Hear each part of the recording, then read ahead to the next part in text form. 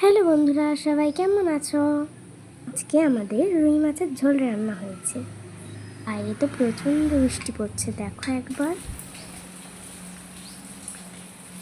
দেখো 3-4 দিন ধরে বৃষ্টি চলে যাচ্ছে, তাও থামার কোনো নামই নেই। আমার দাদা হয়।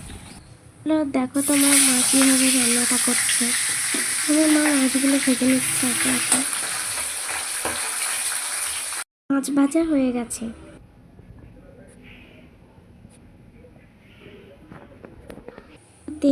জিরে, তেজপাতা ফোড়ন দিয়ে আলুটা ভেজে নিল।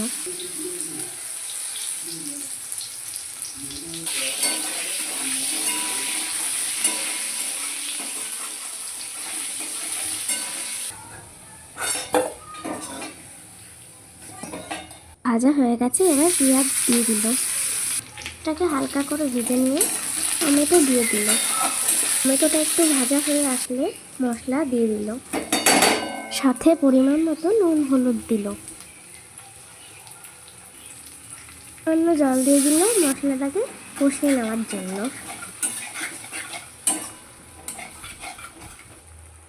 ভেজে রাখা আলুগুলো মশলাতে দিয়ে দিল। সব কিছু ভালো করে কষিয়ে নিয়ে জল দেবে।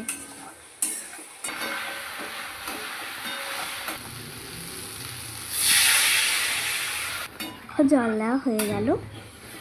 ঝোলটা ফুটে এলে মাছগুলো দিয়ে দিল।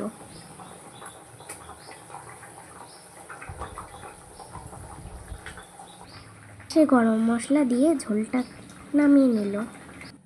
দেখো বন্ধুরা, আমাদের রুই মাছের ঝোল রেডি।